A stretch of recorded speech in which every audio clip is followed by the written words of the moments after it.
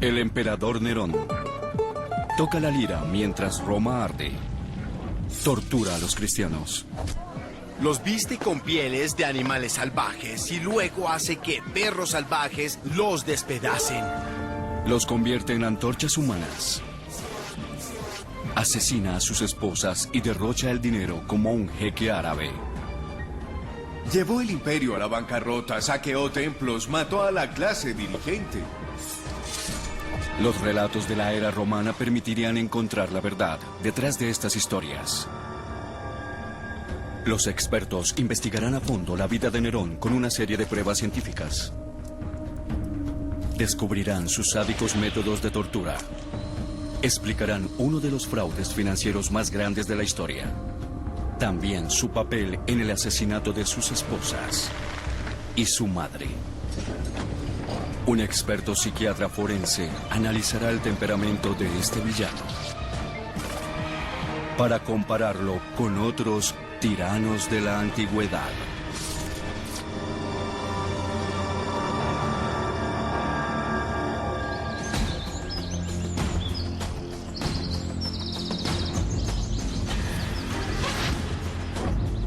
El reinado de Nerón dura apenas 13 años. Durante ese tiempo, se convierte en uno de los peores tiranos de la historia. Hacia la mitad de su reinado, los romanos tiemblan de terror solo de verlo. Nerón es psicológicamente perfecto para una evaluación. Su vida es como una película moderna en la que intenta conciliar sus deseos con el papel que tiene que ejercer, específicamente el de emperador de Roma. Para comprender mejor a Nerón, el psiquiatra David Malott examinará su comportamiento y lo situará en la escala de psicopatías para compararlo con otros tiranos de la historia.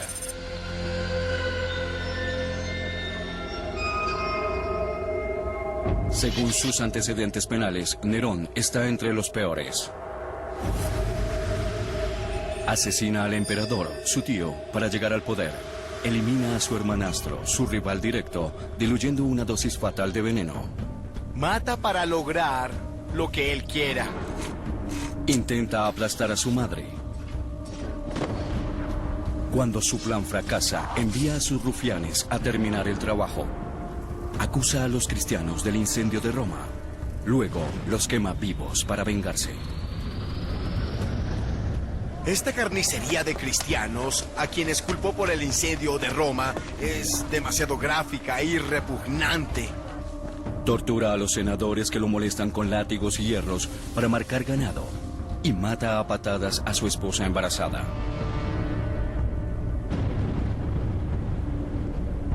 Estas impactantes historias son contadas por Tácito y Suetonio, varias décadas después de la muerte de Nerón. Eran los columnistas de chismes de su época. Satanizan la figura de Nerón para enaltecer a los emperadores que le siguieron. ¿Hasta qué punto podemos creerles? Para comprobarlo, la búsqueda comienza desde la niñez de Nerón. Nació en el año 37 después de Cristo, en una familia romana con muchos problemas. Su padre murió cuando Nerón tenía 3 años. Durante cierto tiempo, su figura paterna fue el tío Calígula, quien no era un padre ejemplar. Nerón tampoco encuentra consuelo en su madre Agripina, hermana de Calígula. No es de las que creen en valores familiares. Agripina es un desastre. Fue maltratada y luego abandonada por su hermano Calígula. Creció creyendo que el asesinato y el incesto son la norma y está dispuesta a usarlo para lograr lo que quiere. El objetivo de Agripina es llegar al centro del poder y planea usar al joven Nerón para conseguirlo. Este es el camino a Roma, pero también la ruta de Agripina hacia el poder. En la Roma antigua, las mujeres no podían ejercer el poder. Eso era cosa de hombres. Pero Nerón sí puede. Si lo lleva a Roma, Agripina queda al mando. Primer paso: acercarse al poder. La bella y audaz Agripina seduce al emperador Claudio y se casa con él, aunque era su tío. El matrimonio incestuoso de Agripina es tan repulsivo para los romanos como para nosotros hoy. Pero ella estaba dispuesta a cruzar todos los límites para conseguir el poder. Agripina presiona a Claudio para que adopte a Nerón como su hijo y lo nombre heredero del trono, por encima del hijo de este, Británico. Nerón es el siguiente en la línea de sucesión. Nerón tuvo que enfrentarse a este cambio radical e inusitado en su vida. Está muy cerca de convertirse en el próximo emperador de Roma, algo para lo que no tiene ninguna formación. No está preparado y además psicológicamente no está claro que quiere hacerlo. Él es una marioneta operada por Agripina, su madre. Las fuentes narran que Agripina está sedienta de poder. Tácito y Suetonio dicen que Agripina quiere matar a su esposo. Es muy poderosa y hace llamar a un criminal convicto locusta. Es casi imposible envenenar la comida de un emperador. Pero Agripina lo logra. Según las fuentes, Claudio muere en un banquete tras ingerir un plato de hongos envenenados.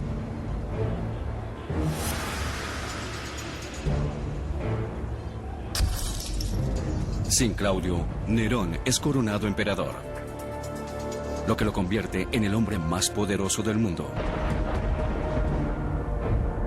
Sin embargo, Agripina es quien puede manipular el poder. ¿Será eso cierto o es un ataque contra la hermana de Calígula? Las monedas que datan del inicio del reinado de Nerón nos dan claves importantes. Esta moneda es poco común, porque muestra a Nerón y a Agripina del mismo lado. Es algo inusual ver a madre e hijo juntos. Eso indica el poder que tenía Agripina, y sin duda manifiesta algo muy especial sobre esta relación madre e hijo. ¿Qué tan especial? En realidad, reinan conjuntamente, pero pelean por un motivo común y corriente: una mujer.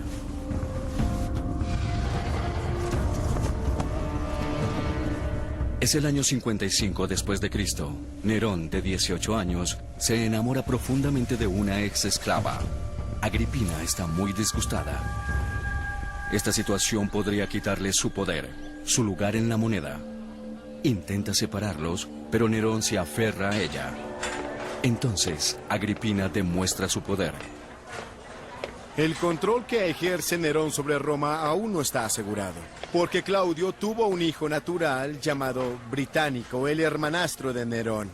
Rechazada por su hijo, Agripina amenaza a Nerón con sustituirlo por Británico. Británico tiene apenas 13 años. Quizás ella sí pueda controlarlo a él. Antes de poder desheredar a Nerón y darle su apoyo a Británico, el joven bebe un poco de vino. Sufre violentas convulsiones y muere arrojando espuma por la boca. Todo el asunto es sospechoso. Nerón se apresura a decir que fue un ataque de epilepsia. Ciertamente, hay antecedentes familiares. El tío Calígula tenía convulsiones a menudo. Pero Suetonio no está de acuerdo y acusa a Nerón de homicidio. ¿Es posible que Nerón haya envenenado a Británico sin que lo atraparan? Habría que preguntarle a un toxicólogo.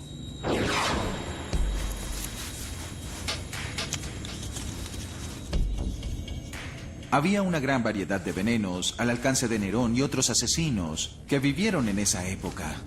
Creo que pudo haber usado algún veneno de 3.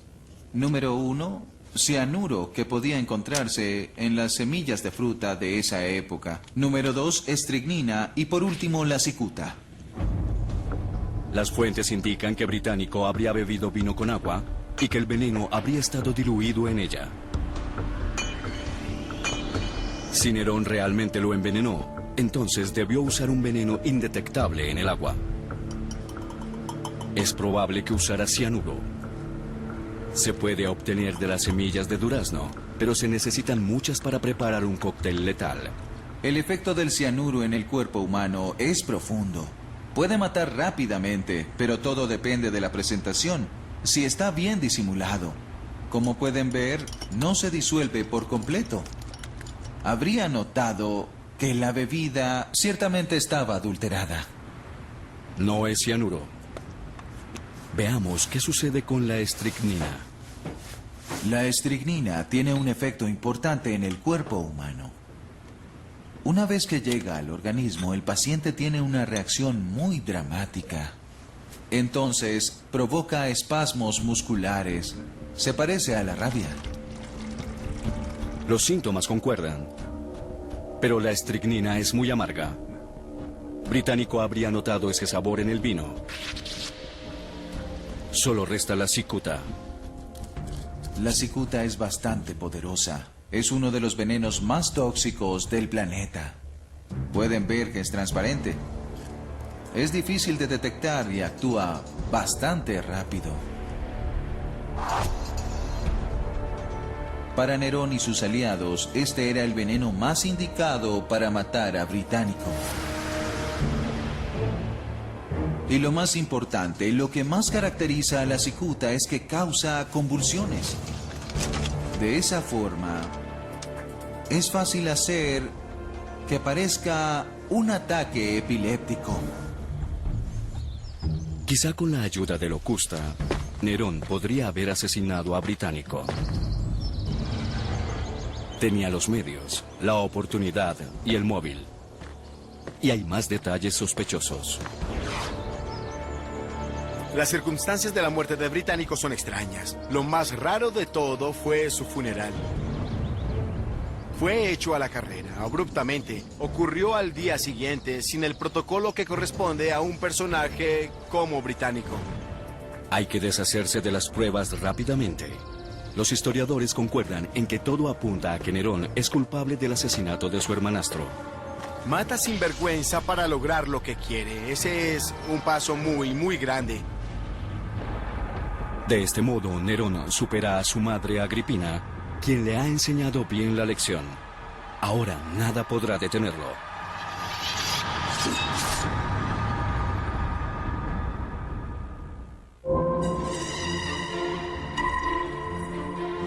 Es el año 59 después de Cristo. Con 5 años en el poder, el emperador Nerón de 25 años toma una decisión trascendental: asesinar a su madre. La odiosa Agripina es el único obstáculo entre él y el poder absoluto.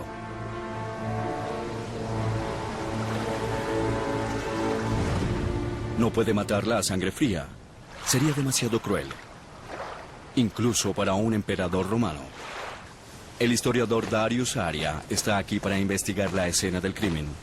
Él no podía ser un sospechoso, e hizo que todo pareciera un accidente. Según Suetonio, Nerón planea deshacerse de su madre con una trampa, haciendo que parezca un accidente.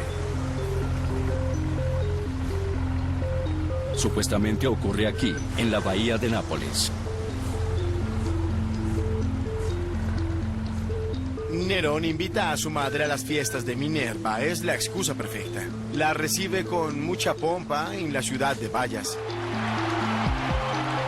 La sube a un bote, supuestamente para que pueda ver las fiestas desde allí. Este bote tiene un aparejo peculiar. La historia es tan descabellada que parece salida de una película de James Bond. Cuentan que en el bote había un baldaquín con peces de plomo que aplastaría a Agripina, ocasionándole la muerte. Pero soltar el baldaquín en el momento exacto habría requerido de un mecanismo disparador y de un grupo de cómplices amenazados por Nerón. ¿Lo habría logrado, aún con la ayuda de expertos? El ingeniero Paul Swayze y el historiador Robert Mason probarán la tecnología romana contemporánea para saber si se podría crear un aparato así. Esto se parece mucho a las barcazas imperiales de la época de Nerón. La sociedad romana se fundamentaba en las jerarquías. El sitial de honor de las jerarquías era el diván. Sí, Donde se recostaría Agripina. de acuerdo. Por encima de su cabeza habría un hermoso baldaquín. Lo que Nerón necesita hacer es que le caiga en la cabeza. Es la escena del crimen. Usando el mástil como anclaje para el aparato, podría levantar un baldaquín con pesas de plomo por encima de Agripina. Falta saber cómo soltar el peso. Los romanos eran expertos en herrería. Sabían hacer un disparador como este. Esta es la masa pendiendo del lazo de abajo. Este es mi punto de contacto conectado al lazo alrededor de esta curva. Este arco un poco negativo mantiene todo en su posición. Si lo alan desde arriba, hasta un niño podría levantar miles de kilos. Esto que ves aquí es un boceto de mecanismo romano para soltar un arma de asedio, así que, bueno, excelente. hagámoslo. A trabajar.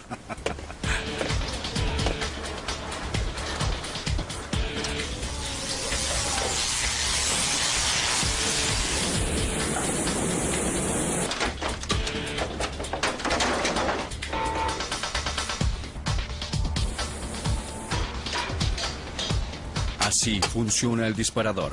A continuación, el baldaquín.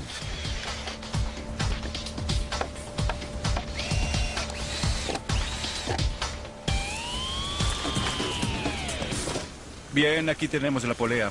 ¿Y el disparador? Lo siguiente es conectar el gatillo aquí. Va aquí. Apenas cabe, ¿no? Agregamos peso, lo acomodamos.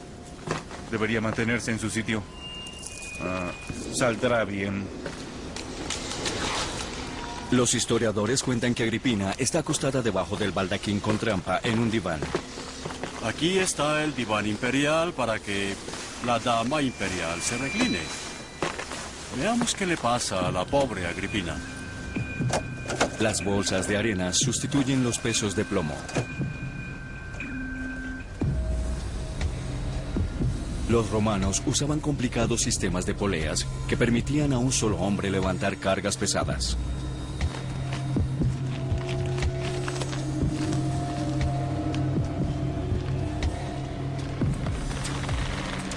Hora de la verdad.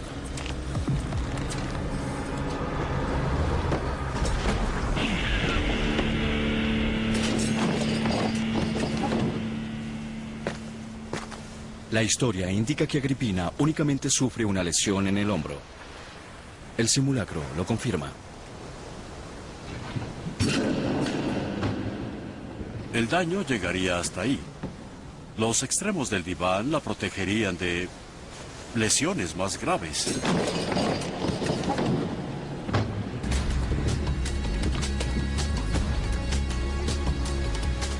Según Tácito, el historiador, Agripina nada hacia la orilla y se refugia en su villa. Ata los cabos sueltos y entiende que Nerón está detrás del atentado. Pero intenta enfriar la situación. Envía un mensaje a Nerón diciéndole que todo había sido un accidente. Nerón espera en una mansión como esta. Cuando llega el mensajero de Agripina, ve una oportunidad. Él reacciona rápidamente. Las fuentes le atribuyen a Nerón una gran inteligencia, ya que toma una espada y la lanza a los pies del mensajero, alegando que Agripina lo había enviado para matarlo. Nerón obtiene la excusa perfecta, que su madre intentó asesinarlo. Lo que él decida hacer será tomado como defensa propia. Es algo brillante. Pasa de victimario a víctima. Nerón envía a la guardia pretoriana a terminar lo que él había comenzado. Ella se descubre el abdomen y reta a los guardias a que la hieran en el vientre que engendró a su asesino. Eso hacen, y ella muere.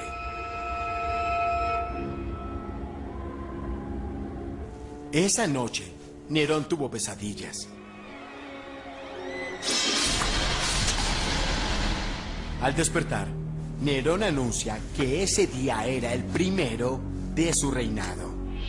Al fin, el poder era suyo. Aprendió del mejor maestro, su madre. Los romanos se vuelven paranoicos. Si el hombre fuerte está dispuesto a matar a su madre, cualquiera podría ser el próximo. Los senadores nerviosos envían extravagantes mensajes de felicitación y agradecimiento. Ya Nerón se deshizo de Agripina. Ahora se ocupa del siguiente obstáculo: su esposa Octavia. Ella es muy popular, pero a él no le importa. Solo tiene ojos para Popea, su amante y antigua esclava, que está embarazada. Se divorcia de Octavia y la expulsa de Roma. Se casa con su amante Popea. Es una forma de cortar los lazos con su madre. El público reacciona con indignación, se lanza a las calles a protestar. Ellos quieren un cuento de hadas. Fue un error de relaciones públicas, como cuando Carlos se divorció de Diana por Camila. Decide que no solo se divorciará de Octavia, sino también que ella debe morir.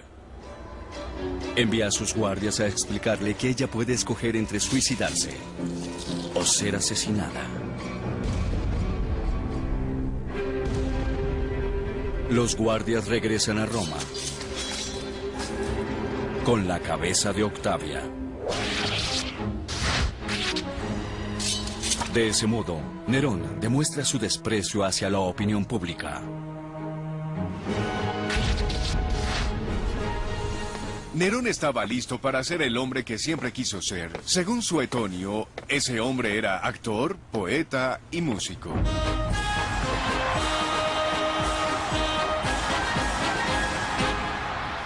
Hoy en día eso no tiene nada de malo, pero en esa época era un escándalo. Porque en la antigua Roma los actores tienen el mismo estatus social que las prostitutas. Sería como encontrar al presidente de los Estados Unidos buscando prostitutas en Sunset Boulevard. Un romano decente no podría hacer esto. ¿Cómo se relaciona esto con su estado mental? Nerón es al fin emperador de Roma. Más allá del poder puro, también consiguió el escenario que siempre quiso, que siempre soñó tener. Y ahora cuenta con una plataforma para llevar a cabo el más grande sueño de su vida, de ser aclamado. Nerón ahora es el centro de atención de todo el mundo, literalmente. El deseo de Nerón de ser el centro de atención se sale de control. Precisamente al mismo tiempo que una catástrofe histórica golpea a Roma.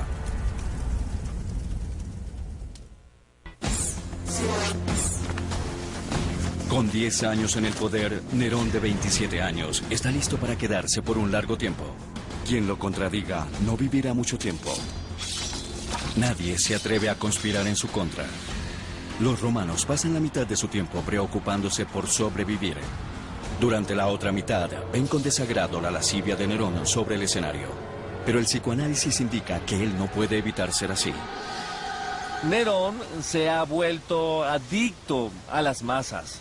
Y su mayor debilidad son los halagos que nunca, jamás son suficientes. Y parece ser que su personalidad patológica lo obliga a ser así. Él necesita esas demostraciones de admiración de parte de las masas. Es como una estrella de rock. Está listo para la acción todo el tiempo. El escenario está listo para el papel de Nerón en un horrible suceso. El gran incendio de Roma.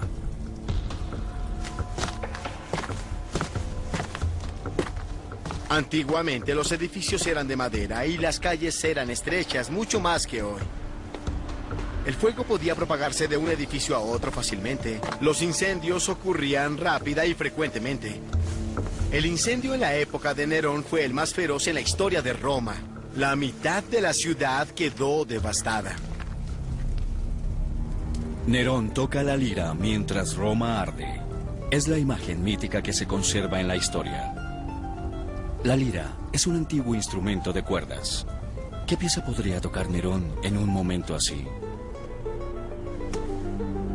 Los historiadores nos dicen que la canción que estaba tocando era una elegía de la caída de Troya. Eso implica muchas cosas. Quiere decir que tal vez sí tocó música mientras Roma se incendiaba, pero no por razones obvias. Él es un artista que se enfrenta con una gran ciudad en llamas. Quizás se sintió tan conmovido que tomó su lira para entonar una elegía para otra gran ciudad en llamas, Troya. Se considera que el incendio marca el inicio de la locura de Nerón. No lo hizo porque estuviera loco. Él no se alegra de que Roma esté sucumbiendo. Lo lamenta hasta lo más profundo de su alma. Pero la prensa se entera de lo que hace y entonces se convierte en un problema de relaciones públicas porque Nerón no entiende que los demás no lo ven de esa manera.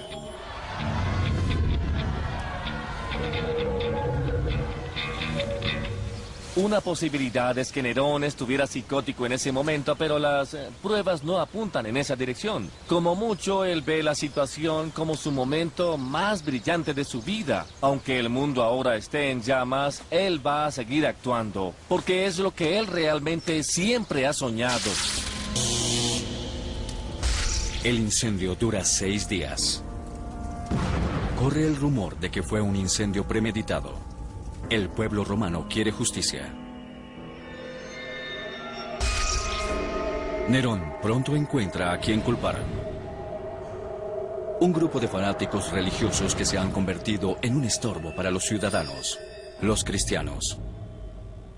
Los cristianos eran los perfectos culpables porque vivían al margen de la sociedad. Se creía que eran caníbales, probablemente porque no estaba claro lo del sacramento del pan y el vino. Otra cosa que los hacía ver sospechosos era que se rehusaban a participar en los sacrificios para el emperador, alegando que solo había un dios. Para nosotros sería como rehusarse a cantar el himno nacional porque es un tributo a Satanás. Son el chivo expiatorio perfecto. Incluso circulaban panfletos cristianos que decían que Roma ardería en el infierno por adorar a un dios falso. Los romanos veían eso como una incitación al crimen. Nerón ordena la captura de los cristianos y los somete a un castigo salvaje.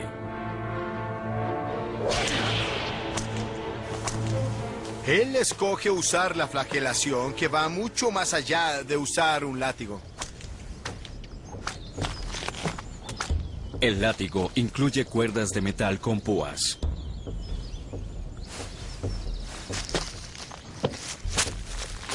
Usaremos este trozo de carne de cerdo para simular lo que le ocurriría a un humano. Hay que tener en cuenta que la piel del cerdo es mucho más gruesa y resistente que la de una persona.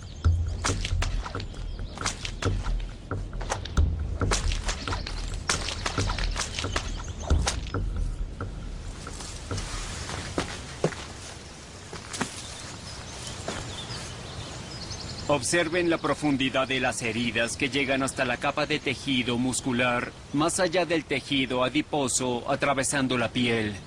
La persona agonizaría por el dolor que causa este tipo de flagelación. Tendría la espalda destrozada, completamente abierta. No sería raro ver fracturas en los omóplatos y las costillas. Habría una severa hemorragia. Una persona podría sobrevivir varias horas bajo este método de tortura antes de morir. Se necesitaría ser un experto flagelador para mantener a la persona con vida. Es una forma común de castigo por crímenes graves. Pero Nerón la usa a gran escala. Azota desenfrenadamente a los cristianos. Deja ver una atracción cada vez más grande hacia la crueldad, que dará pie a una serie de atroces espectáculos públicos en la arena.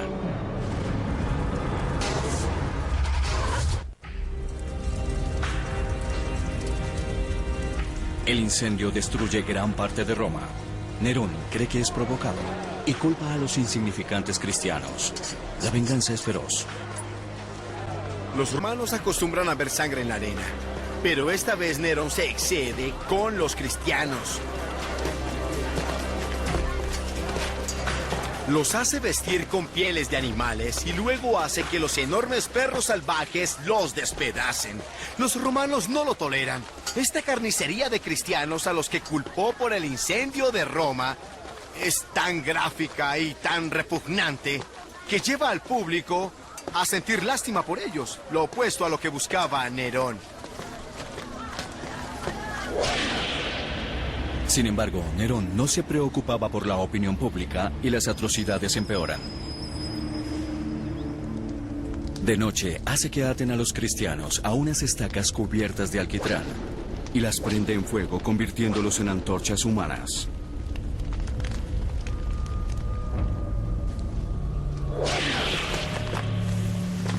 Nerón comienza la reconstrucción de Roma a partir de las ruinas. Pero sus prioridades no son el agrado de los romanos sin techo. Él hace que construyan un nuevo palacio más grande y magnífico. Va desde el Palatino, cruzando el valle del Coliseo, hasta el Esquilino. Todo está cubierto por su Domus Aurea, famosa por la ornamentación de la estructura. El techo, las paredes, todo allí. No se gana el afecto de los romanos. Ha modernizado su ciudad, pero también ocupó gran parte de ella. Sus acciones son comparables a los peores excesos de Wall Street. Nerón se ama a sí mismo y le encanta que otros lo admiren, pero no es un psicótico. Él no está loco, porque no hay pruebas de que haya sufrido alucinaciones. Él continúa siendo un calculador y está muy motivado. Ahora, todas sus metas están dirigidas a mejorar su imagen ante los demás, pero no es prueba de que sea psicótico. La mitad de los habitantes muere de inanición al tiempo que Nerón construye su palacio. Pero encuentra un obstáculo. Se le acaban los fondos. Sin embargo, no dejará que eso lo detenga. Tiene un plan. El caballo de batalla de la economía romana es el denario. Es muy estable, porque es 100% plata garantizada.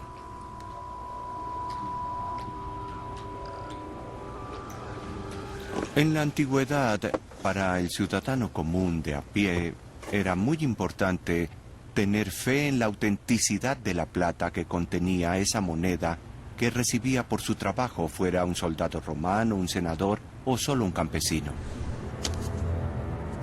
Los historiadores cuentan que Nerón halló el modo de estirar el denario. Amenaza a los acuñadores y hace que rebajen la cantidad de plata. Pero esto jamás se había comprobado con un análisis químico de un denario del reinado de Nerón, identificado con su rostro. Este muestra que la moneda contiene plata pura. Parece que esta historia es pura exageración. Sin embargo, el doctor Matthew Ponting decide ahondar el análisis. Se arriesga a taladrar hasta el centro de esta valiosa moneda. El análisis nos dirá cuánto cobre añadió Nerón para empobrecer el contenido de plata, específicamente en el interior de la moneda, porque la superficie inevitablemente tuvo que ser enriquecida antes de ser perforada. Una muestra extraída del interior de la moneda será analizada con un espectrómetro de absorción electrónica para medir la concentración de plata. El análisis arroja un resultado de 170 partes por millón, calculado junto con los factores de dilución. Estamos hablando de aproximadamente 80% de contenido de plata. El gobierno imperial habría podido ahorrar una cantidad significativa de dinero. El 20% restante es cobre. Nerón devalúa la moneda romana y usa el dinero para seguir construyendo. Si descubren su estafa, lo lincharán. El doctor Ponting descubrió que Nerón se esforzó por ocultar la trampa, diluyendo el metal precioso solamente dentro de la moneda, no por fuera. No es lo mismo que cubrir un núcleo o base de metal con una lámina de plata que es lo que muchos falsificadores hacían en aquella época. En este caso, hablamos de un proceso más sofisticado en el que únicamente se perfecciona la superficie de plata de la moneda. La arriesgada apuesta de Nerón no tiene precedentes. Es la primera vez que nos encontramos con una depreciación muy seria y sistemática de la unidad monetaria base del Imperio Romano, el denario de plata.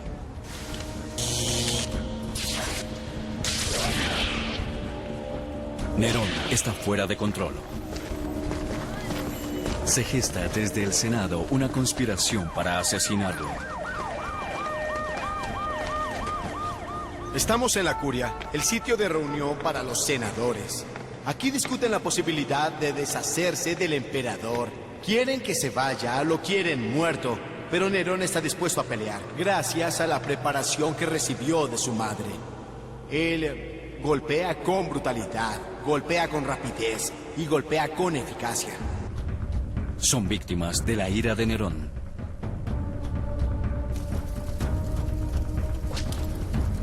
Los marca con un hierro caliente, los flagela, los hace pedazos y luego los deja morir.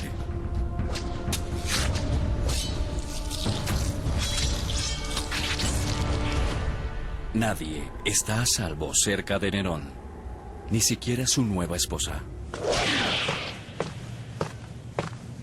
Estamos en el palacio de Nerón en la colina del Palatino. Una noche Nerón llega a su casa y tiene una discusión con su esposa, Popea, quien está embarazada de su segundo hijo, y se queja de que Nerón pasa mucho tiempo en el estadio, que ve demasiadas carreras. Él pierde los estribos, la patea con odio hasta que la mata, y también a su hijo nonato.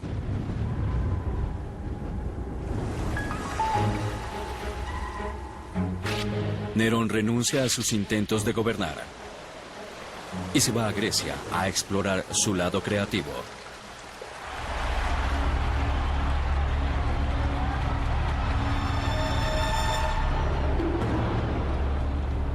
Las competencias artísticas son importantes en la antigua Grecia y Nerón se dedica de lleno a participar en el circuito. A nadie le sorprende que él gane todos los premios, incluso aquellos por los que él no compitió.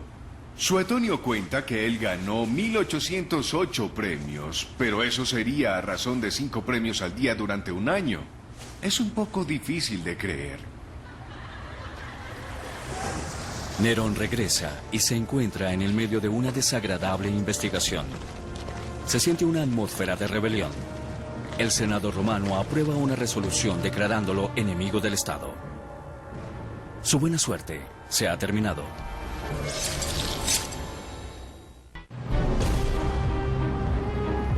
La mala administración del imperio y el asesinato de poderosas figuras de Roma han sido su fin. Sus últimos aliados lo abandonan. Nerón ya no tenía opciones, quebró las arcas del imperio, saqueó todos los templos, asesinó a casi toda la clase dirigente. Y resulta que la última opción que tiene es suicidarse con su esposa. Dicen que sus últimas palabras fueron: "Ah, qué gran artista muere conmigo". Y tiene sentido. De hecho, es tan artista que no puede suicidarse solo. Necesita a alguien que lo ayude a hacerlo.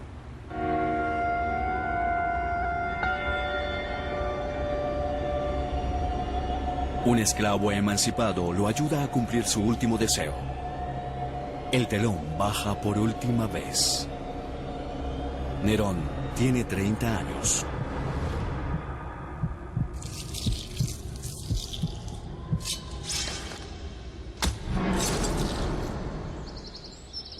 Muchos se alegraron al saber que Nerón había muerto. Poco después, esa alegría, la celebración, se convierte en ira. El pueblo romano quiere acabar con todo rastro del emperador.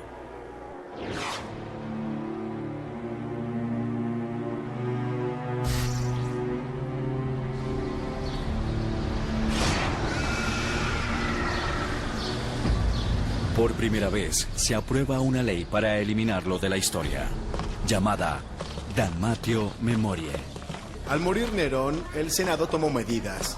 Damnatio Memoriae quiere decir que condenaban su existencia, el hecho de que hubiera gobernado a Roma, borraron su nombre y derribaron sus estatuas. Hicieron que dejara de existir.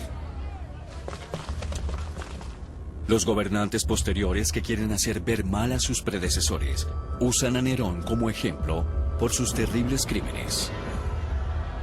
Escritores como Suetonio se aseguraron de que nadie lo olvidara.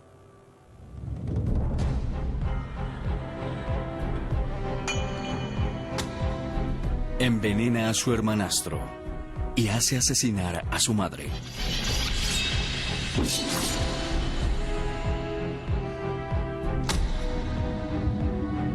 Decapita a su primera esposa y mata a patadas a la segunda, aunque está embarazada. Flagela a los cristianos y los convierte en antorchas humanas. Asesina senadores y roba el dinero de sus súbditos, alterando sus monedas. ¿Dónde queda Nerón comparado con otros viles tiranos de la antigüedad? Él no asesinaba por placer, como su tío Calígula. Tenía metas. Mataba para conseguir algo a nivel personal o político, como Julio César. Cuando Nerón usa la violencia, él lo hace de un modo directo y bien administrado. Nunca lo vemos sediento de sangre, como pasaba con otros gobernadores romanos que hemos visto. Sin embargo, matar a su esposa a patadas en medio de un ataque de ira lo lleva hacia el extremo psicótico de la escala. ¿Y su deseo de ser el centro de atención? El rasgo más dominante de la personalidad de Nerón es su histrionismo, al punto de sufrir un trastorno de personalidad histriónica. Todo el teatro, la superficialidad, la necesidad desesperada de ser el centro de atención es lo que determina su personalidad. En esta escala, Nerón llega muy alto. ¿Quién en la historia tiene una personalidad similar? Si comparara a Nerón con una figura histórica más reciente o moderna, tendría que buscar a alguien que, como él, necesitaría un escenario, la adulación de las masas, y además que fuera un personaje que fuera el centro de atención. También buscaría a alguien que fuera implacable y además inmoral. Una persona así sería un gobernador italiano contemporáneo, Benito Mussolini. Mussolini fue un dictador con un ego enorme. Era muy cruel y le encantaba ser dramático.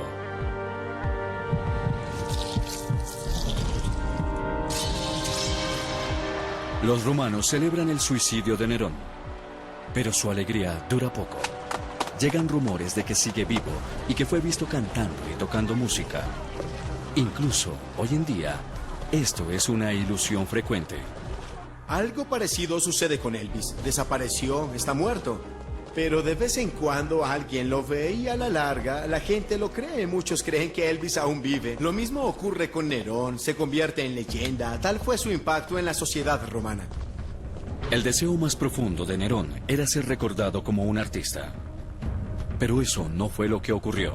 Su trastornada madre y su obsesión consigo mismo hicieron que los 13 años de su reinado fueran recordados no como una era dorada del arte, sino como la era de un cruel tirano y homicida.